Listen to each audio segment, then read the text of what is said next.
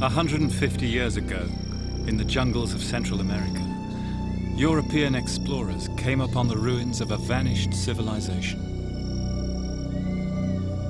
In the solemn stillness of the forest, wrote one, the monuments were like sacred things, like divinities mourning over a fallen people. The builders of these pyramids, the Maya, had achieved astonishing feats of astronomy, science, and mathematics. They had invented writing independently of the old world. Such sites, said their discoverer, were like a newly found history, proving that the ancient peoples of the Americas had not been savages, but had equaled the finest monuments of the ancient Egyptians.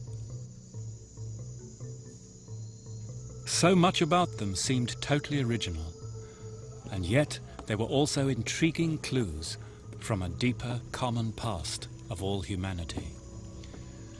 Central America was unique in that up till the time of the Spanish conquest, it had no contact at all with the other civilizations of the old world. And yet, if we compare the Maya with the ancient Chinese, the similarities of belief and practice and symbol suggest that the peoples of the Americas never quite lost that deep connection with their prehistoric origins in Asia. The Maya shared with the Chinese the fundamental belief that civilization and humankind are not set apart from nature, but part of a natural order whose workings it is the human duty and the human interest to understand. And like the Chinese, the Maya did this through divination, shamanism, and through intellectual and moral control.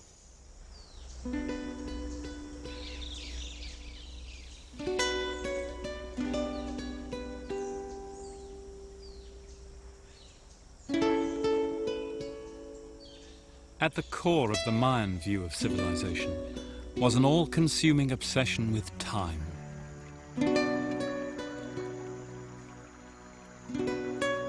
Time measured in vast recurring cycles of hundreds of millions of years. Longer indeed than the universe is known to have existed. The Greeks explored the cosmos through geometry, the Hindus through metaphysics, the Maya through the mathematics of eternity.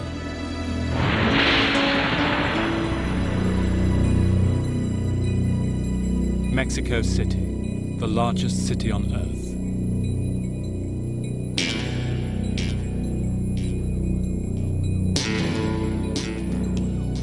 Since the landing of Columbus in 1492, two conceptions of civilization have fought for the soul of the peoples of the Americas. The one foreign and recent, that of the West. The other ancient and native.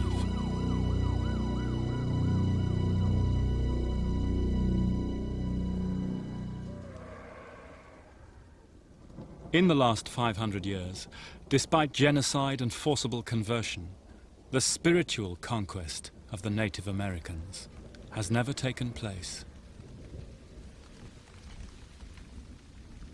For all this time, they have tenaciously held on to their old languages, their old beliefs, their old views of the cosmos and of time, keeping faith, as they would put it, with their ancient future.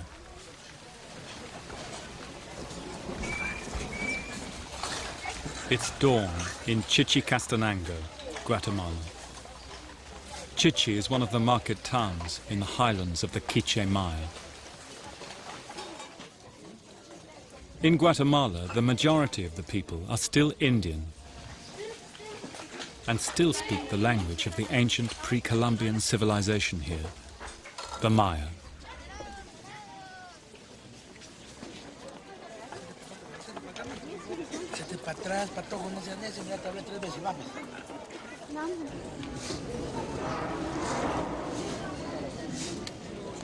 In front of the Church of St. Thomas, travelers burn copal incense, asking forgiveness from the Mayan spirit guardians at the door.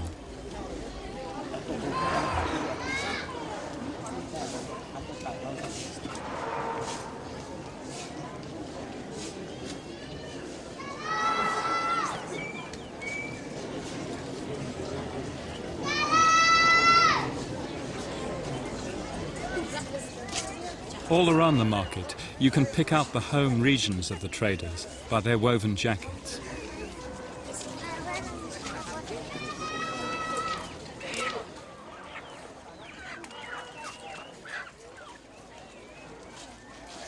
The bat is a symbol from the ancient Mayan underworld. Worn by the last dynasty of the Caciquel Maya. Today it's the emblem of the township of Salola.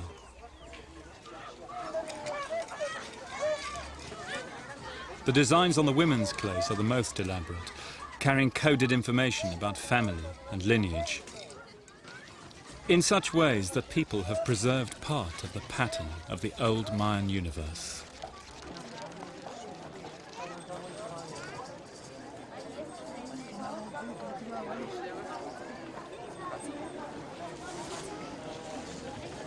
Here in Chichi, the traditional civic rituals are kept up by the religious guilds, the cofradías.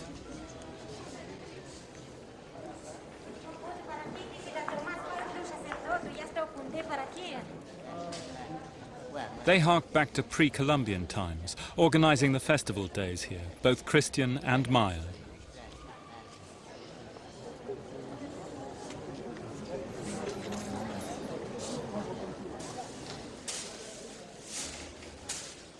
In fact, it was through the cofradías here in 1702 that Europeans were allowed to see and copy the only known manuscript of the Mayan Genesis, the Popol Vuh.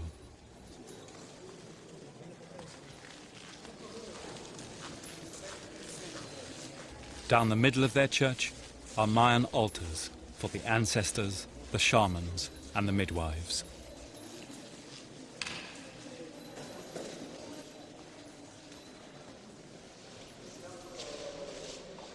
The prayers of the cofradías might stand as a text for all the native peoples of the Americas. These rituals of worship, they say, were handed down from our first ancestors and never lost, despite the Spanish conquest. Don't expect us to give up these customs, Father Christ. For us, only names and fortunes change.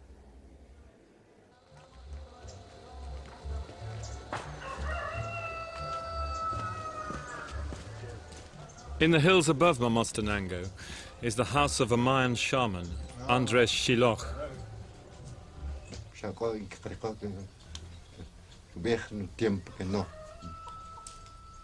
Andres is a living link with the pre-Spanish world.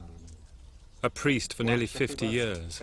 He's a Chuchcahao, a lineage head, literally a mother-father. He's also a day keeper, a guardian of the Mayan calendar.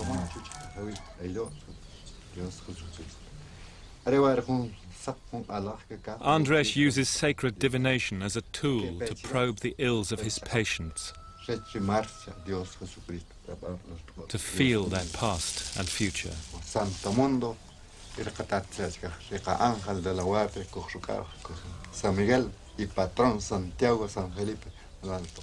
He lays out the coral tree seeds and crystals.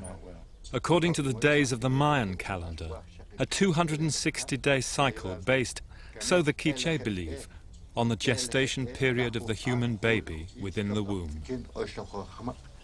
Now, Don Andres understands this by the way in which the beans are, the arrangement in which they lie. Or? Entonces usted entiende eso porque por la colocación de exactly. That's how, exactly how he understands it. Estos son los nombres de los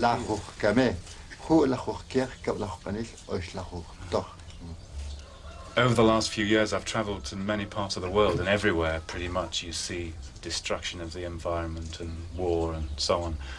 People are making an enemy of the earth. How does Don Andres view that from the Mayan tradition? Está diciendo el Señor que ha viajado mucho en todo el mundo. Que se llama el enemigo del mundo es que se llama nuestro cuerpo. If we make an enemy of the earth, we make an enemy of our own body.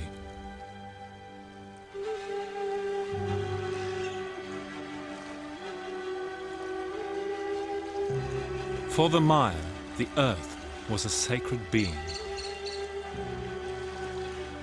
For them, nature was benign and beautiful, yet frightening in its power. For theirs, after all, was a land of wild extremes of heat and cold, ringed with volcanoes and plagued by frequent earthquakes. The Mayan book of creation, the Popol Vuh, tells a story of how humans first came into this violent paradise. The earth will need nurturing. It will need bearers of respect for its divinity. And so it was human beings who were given memory to count the days and bear time's burden.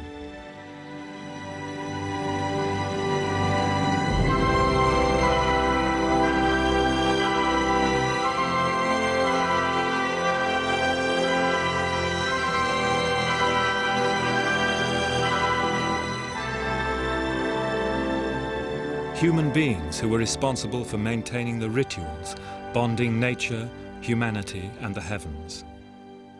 And if they ever ceased, the whole universe would cease to have meaning.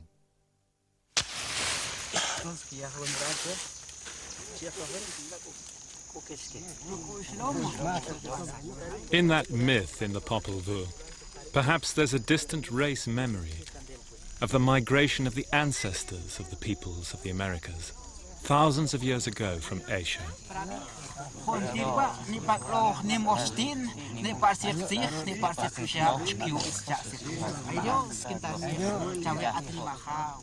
Even today, in the Guatemalan countryside, you can see rituals and beliefs shared with the people of China and East Asia.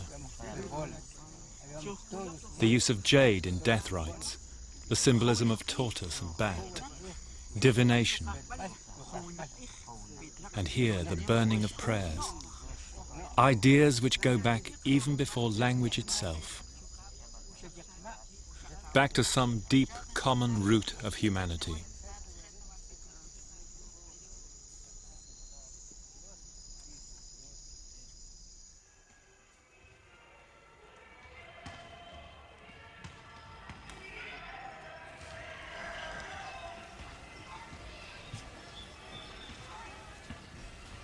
Today's people of Central America partake of two very different conceptions of nature and civilization, the indigenous and the Western.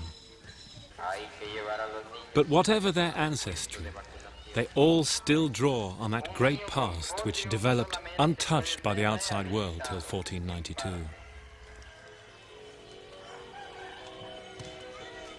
Aproveche esta oportunidad que el Ministerio de Salud Pública está brindando nuevamente por medio de la... The native past is still literally ever present. The great carved heads of gods or rulers stare impassively at the modern world, created by a culture which arose here around 1000 BC, the Olmecs.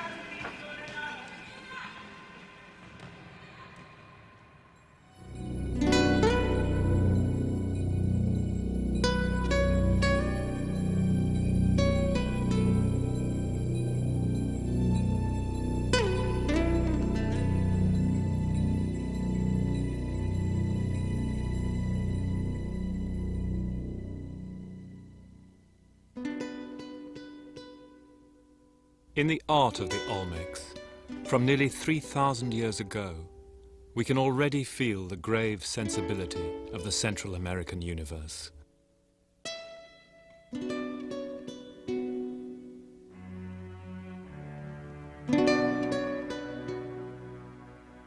Stoical, but possessed of an inner strength which would enable its people to bear any burden, even one as heavy as the last 500 years.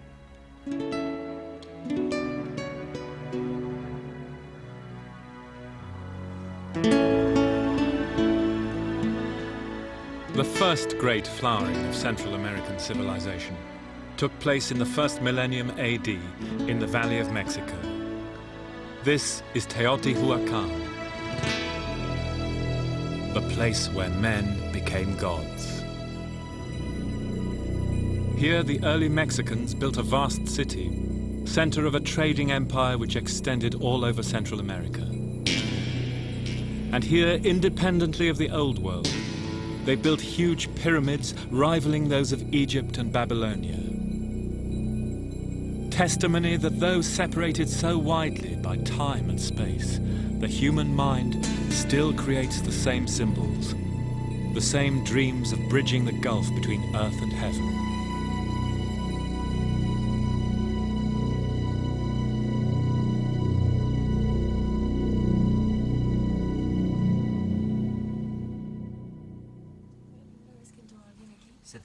See?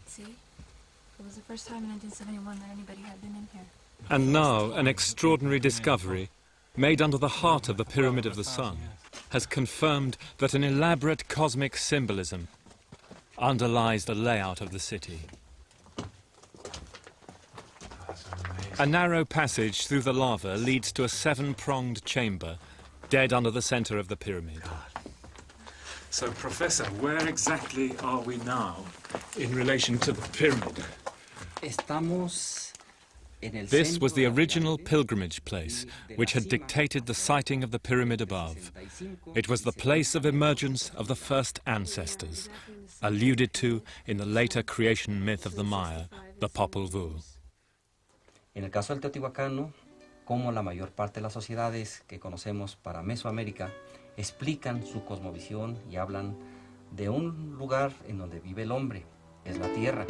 Sobre la tierra hay una bóveda celeste. Humankind has always searched for an explanation of the phenomena of nature and the cosmos, says the excavator, Professor Roberto Gallegos.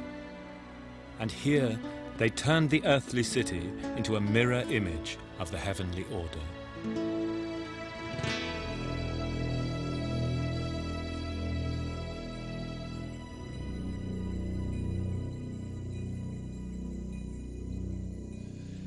So Teotihuacan was the first true urban civilization in Central America. And if we compare its origins with those of the first cities in ancient Iraq or India, or even better in Shang Dynasty China, then a common picture begins to emerge, at the heart of which is the idea of the city as an earthly pattern of the cosmic order. You can see it here with these great ceremonial axes intersecting in the 4 directions, aligned to the surrounding mountains and to the constellations, with the subterranean world represented by that primordial cave deep beneath our feet, under the very center of the pyramid, whose innermost recesses were illuminated by the sun every summer solstice. It's a ritual theater where humankind maintains the order of the universe. And here in Central America, cities retained that function, even though they might become centers of commerce and trade and so on. Ideology then became one of the driving forces in the development of civilization. Religious, social, political, call it what you will, they're intermingled at that time. And ideology is also the key to understanding that fateful change which came over humanity with the beginning of civilization, by which the few came to dominate the many, as is still the case across much of the world today. The impetus of civilization now spread across Central America, from the Valley of Mexico to the rainforests of Guatemala and the Maya.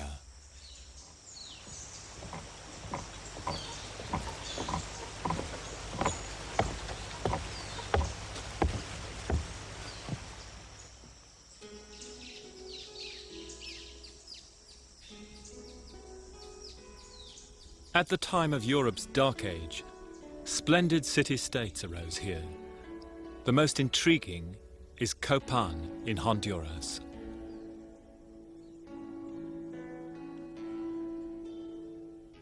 Copan was ruled by a talented dynasty from the 5th to the 9th century AD.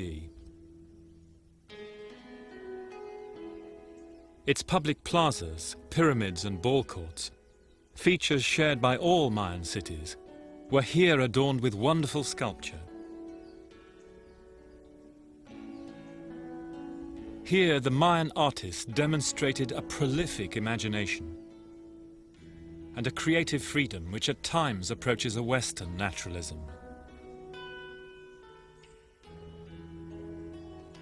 The recent decipherment of Mayan writing enables us to do now what would have been impossible only a few years ago. Enter into the lives and even the feelings of the rulers commemorated here.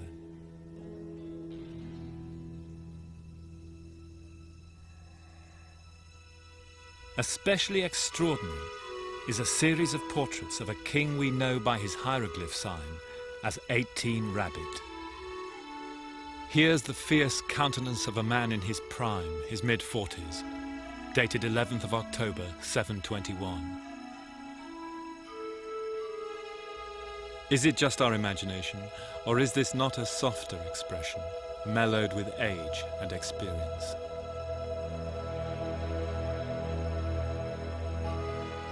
Late in July 736, this crude portrait, strangely sardonic, perturbed even. 2 years after this image was dedicated, 18 Rabbit was captured by a rival king and beheaded on the 3rd of May 738. He would have been in his early 60s.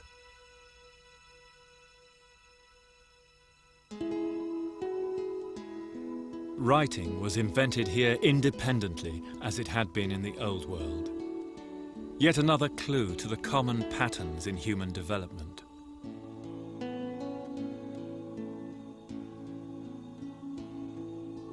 And the greatest monument to Mayan literacy is the hieroglyphic stairway of Copan. It was literally a hill of signs, a huge stepped ramp 50 feet wide, 108 feet high, with well over 1,200 glyphs telling the mythic and dynastic chronology of Copan down to 755 AD, when it was dedicated by King Smoke Shell.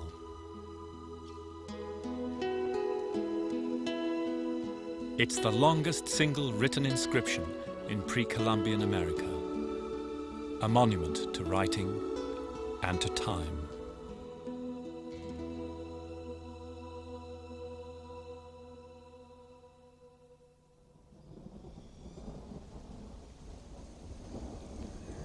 The last known king of Copan, Yashpak, died in the winter of 820. The carving of the last date here was left unfinished on the 10th of February, 822. With that, the dynasty vanished and the city returned to jungle. A few peasants continued to farm here, but the land never again supported a city.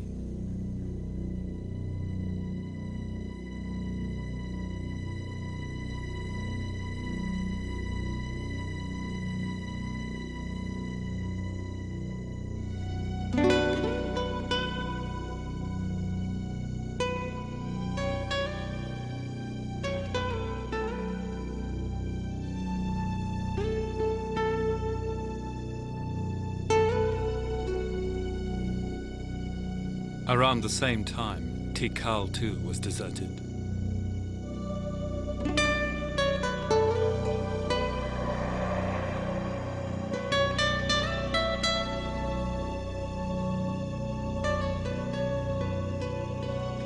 Soon all the classic Mayan cities had gone. The Mayan collapse is still a great mystery. The land may have become exhausted, the environment destroyed. Perhaps the civilization simply lost its nerve.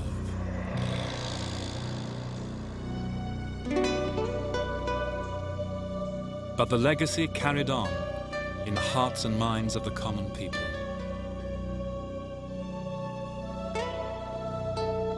And when the Europeans first stumbled on these ruins in 1848, the Indians living in the forest could still give their ancient name.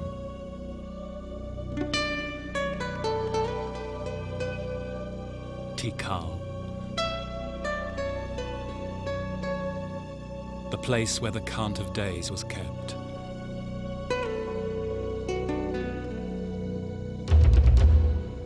where the ancestors had borne the burden of time.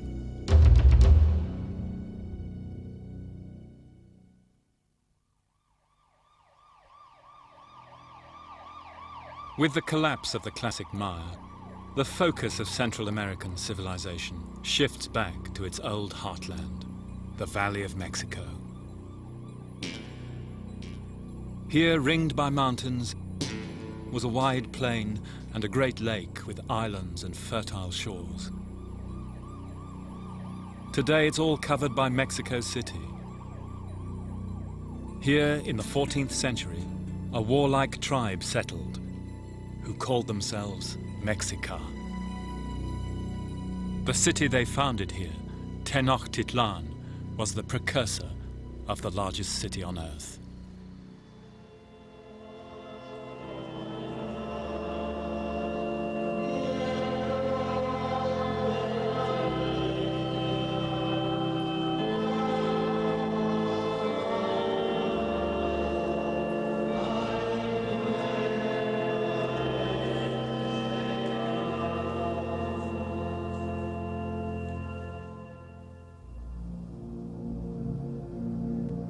Beneath today's streets, in the crypt of the cathedral itself, we can still tap the power of the culture which rose here in the 15th century. In one of the most dramatic episodes in human history, the Aztecs.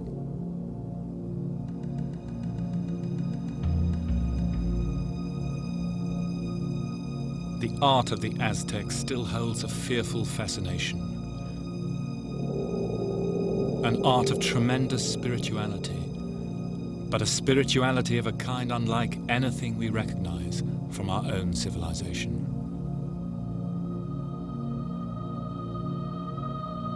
This statue of the earth goddess Coatlicue, found here in 1790, was hastily reburied, fearing it might be seen by the youth of Mexico, fearing they might be exposed to its still, dark and potent magic.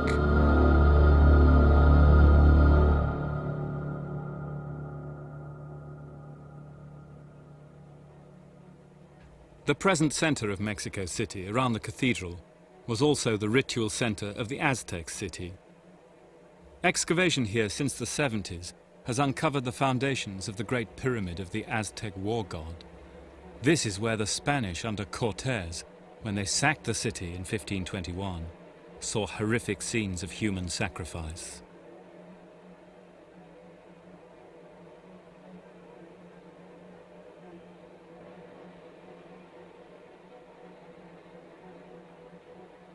The Aztecs believed that the gods needed blood and the hearts of human victims to nourish them in the struggle with the forces of darkness.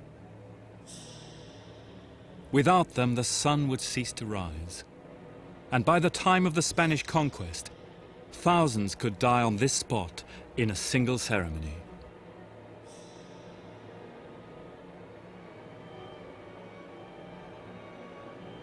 All round the site, the archaeologists found grim evidence of their devotions. These are stone representations of the skull racks on which the victims' heads were mounted.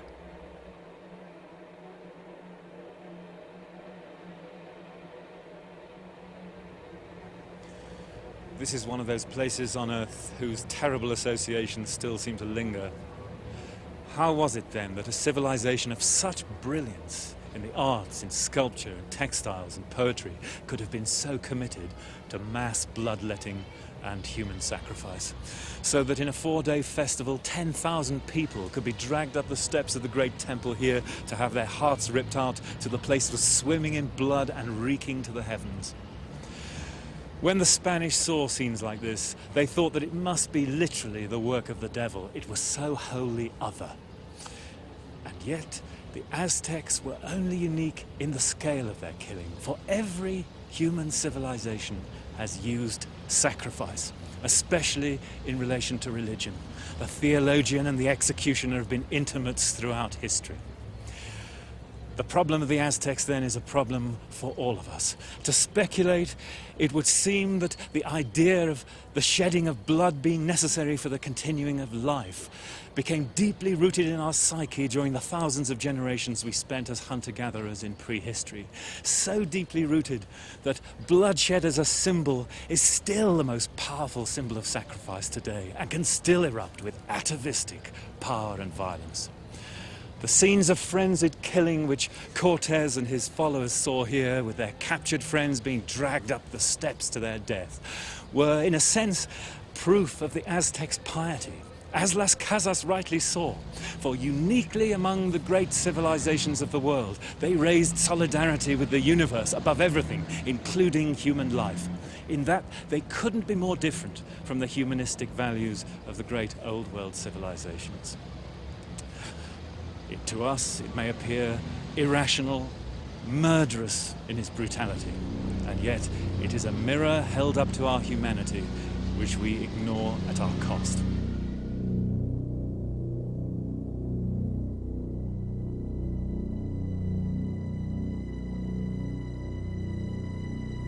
By a 52-to-1 chance, Cortes had arrived in the Aztec year 1 reed, when their ancient prophecies said the god Quetzalcoatl would return from exile in the east.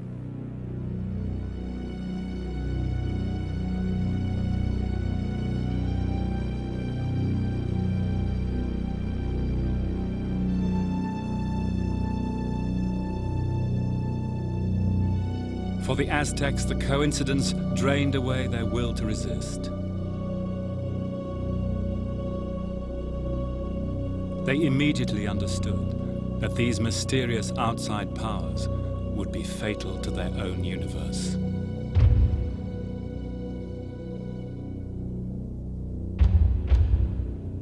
On the terrible final night when Tenochtitlan fell, an omen appeared to the Aztecs, which for them symbolized the breakup of their mythic and cosmological order.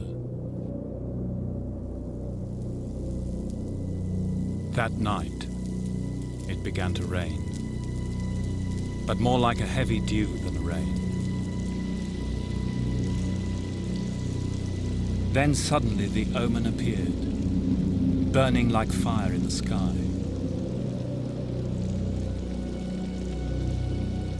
It wheeled in spirals like a whirlwind, giving off light in showers of sparks like red-hot embers. It made noises, rumbling and hissing like metal on a fire. It circled the walls near the lake shore. It hovered over the temple, and then it moved out into the middle of the lake, where it vanished.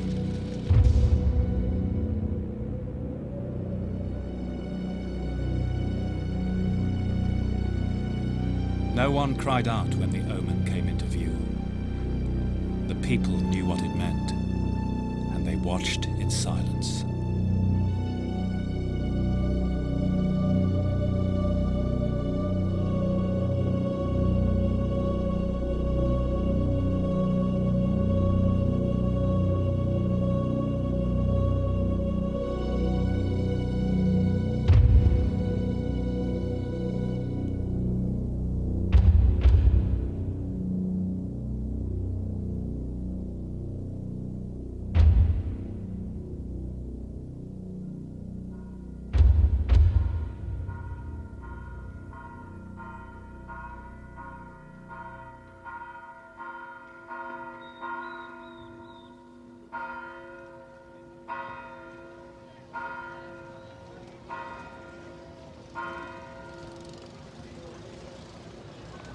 After the conquest of Guatemala, the Spanish built their new capital, Antigua, in the shadow of the ancient sacred volcanoes.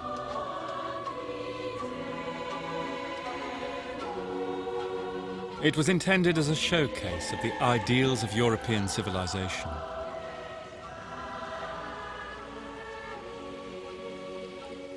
But the reality behind this humanistic facade was the greatest genocide in history. It's estimated as many as 90% of the native population of the Americas died of disease or violence in the first century of the conquest. As many as 50 million people.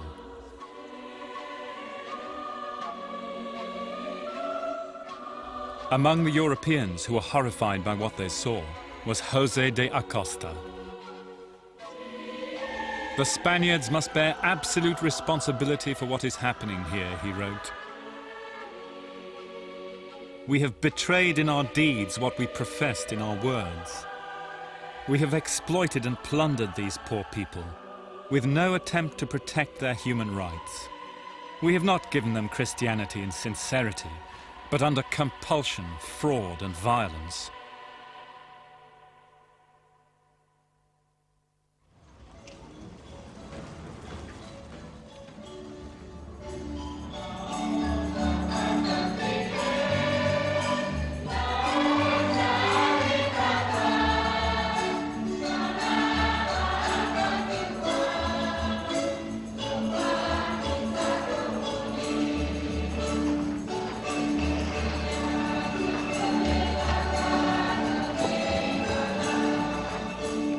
The papacy itself urged on the enslavement of the natives in the name of Christ.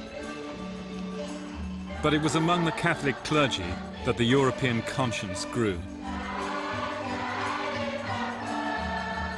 The greatest of these early liberation theologians was Bartolomeo de las Casas, bishop here in Coban.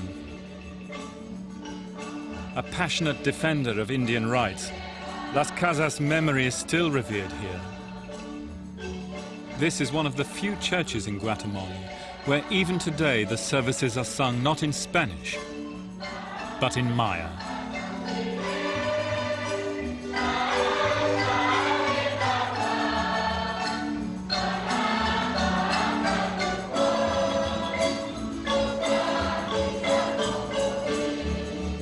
Las Casas would take his case right up to the King and Queen of Spain themselves, urging on them justice for the Indians.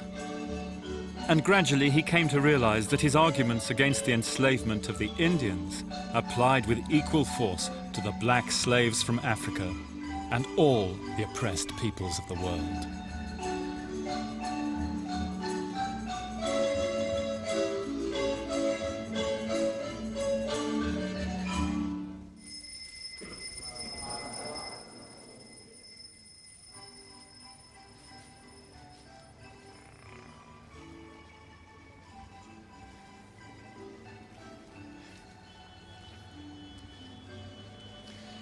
There's an extraordinary sequel to this story of Las Casas. An incident which lights up the history of the 16th century like a flash of lightning and continues to illuminate us even today. In 1550, in Valladolid in Spain, there took place a public debate between Las Casas and the top Aristotelian philosopher, Sepulveda. The questions at stake go right to the heart of the world's problems even today. In essence, what right does the First World have to dominate, enslave, or exploit the Third World? Are not these people, asked Las Casas, rational, feeling human beings with a soul just like the rest of us, entitled to equality of treatment? And Las Casas goes on to bring fascinating arguments from his study of Greek and Roman civilization to show that the city-states of Central America conformed in most respects to the Greek view of what an ideal state should be. Rational political entities entitled to respect, patience, persuasion, and again, kindness. No doubt Las Casas won the moral debate. But as the whole of subsequent history shows, the rulers of the West, the people with power and money, continue to view the indigenous peoples of the world, from the Indians of Central America to the blacks of Africa, as what the Greeks, to their discredit, had termed natural slaves. The West's progress to civilization has been long and painful.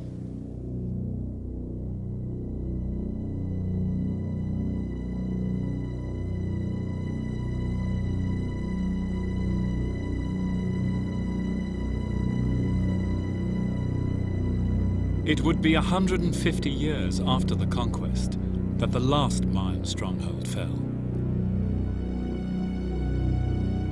In the remote jungles of northern Guatemala stood the island fortress of Flores, in Maya, Tayasal. The prophetic books of the Yucatan Maya foretold that catastrophe would revisit them every cycle of 13 katuns, 256 or 7 years. The next cycle was due to begin in 1697. Armed with that knowledge, the Spanish attacked on the 13th of March.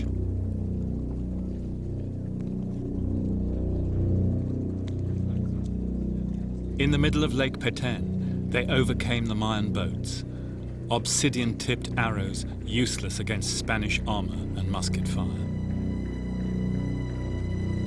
Amid abandoned war canoes, they landed where only the previous year King Can Ek had greeted a Spanish embassy with flowers and music from drums and flutes.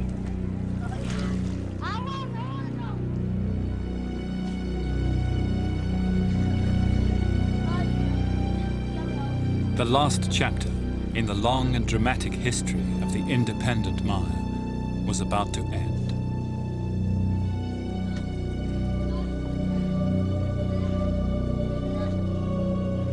The defenders fled, and the Spaniards marched uphill to the top of the island, to the great temple of Tayasal.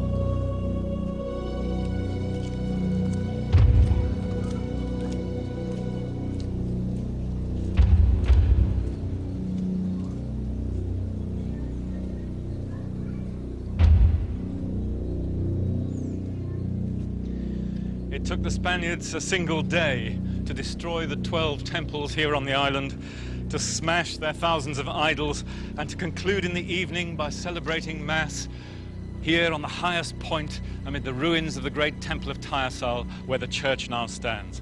The last independent kingdom of the Maya had gone down. The locals here seem to have accepted this almost fatalistically as an inescapable result of their view of the repeating cycles of time. For 3 times since the 10th century, the cycle of 256 or 7 years had brought them catastrophe. That, in Maya eyes, was the true burden of time.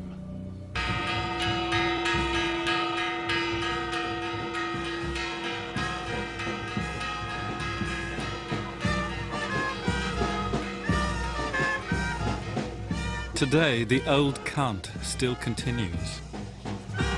The greatest catastrophe of modern Guatemalan history, the US-backed coup which overthrew their democracy in 1954, happened exactly 257 years after the fall of Tayasal.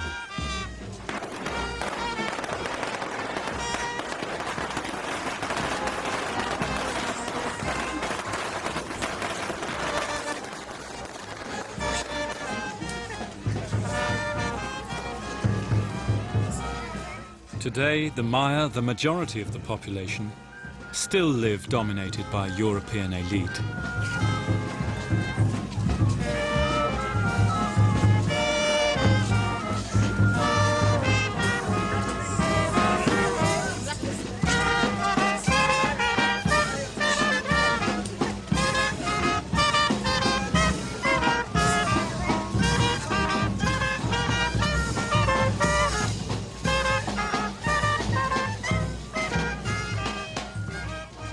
The recent guerrilla war left 40,000 dead and 1 million displaced.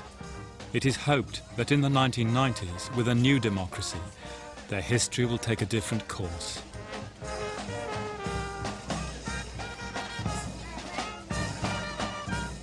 The Mayan strategy for survival remains stubbornly collective. In great festivals like this at Zunil, they celebrate the saints as guardians of the community, not as Christian deities. For them, identity still resides in the collective values represented by ancestors and community.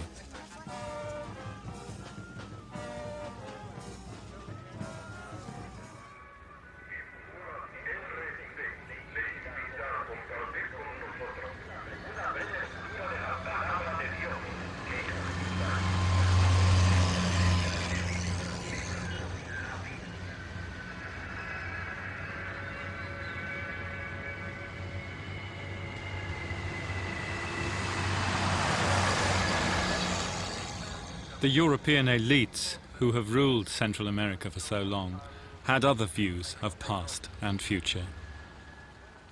One of Guatemala's modern dictators, Estrada Cabrera, expressed his faith in the values of European civilization by constructing concrete Parthenons all over the land, monuments to colonial progress, to the triumph of Greeks over barbarians.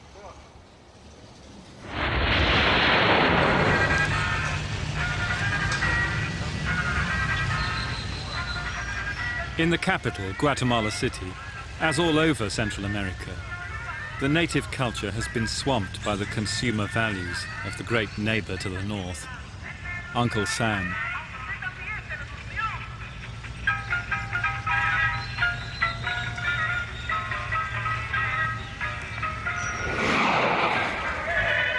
In the city, the Indians are submerged, strangers in their own land, widows of the Civil War begging in the shadows.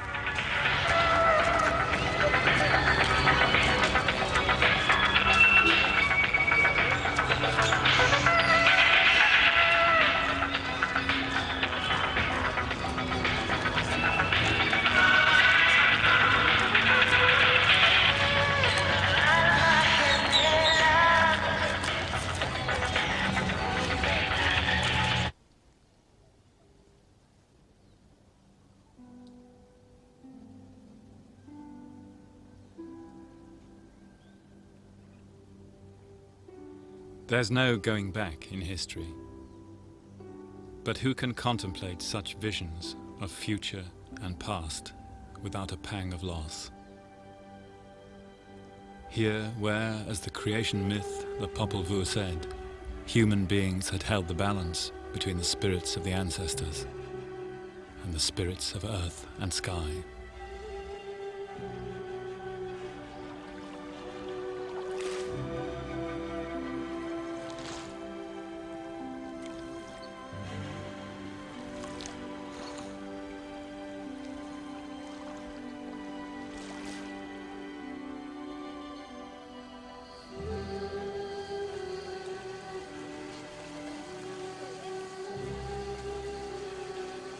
In the Mayan calendar, today is the holiest of all days, Huachakipbats, 8 Monkey. And this morning, seemingly out of nowhere, thousands of ordinary Guatemalan Indians are converging in response to a call from a secret world of the spirit.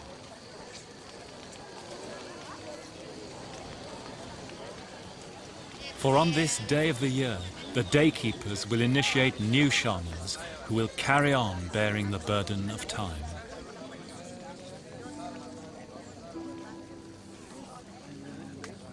In the 500 years since Columbus, these people have lived outwardly in Western time and Western history. And yet, all the while, they have patiently tended a secret universe. At times, it may have seemed that their obstinate, faithful care of the burden of time would be their downfall. But perhaps, after all, it has been their salvation. For it was the means by which they preserved identity itself, down to a new age of tolerance and pluralism, when Native Americans may again live in their own history, in their own time.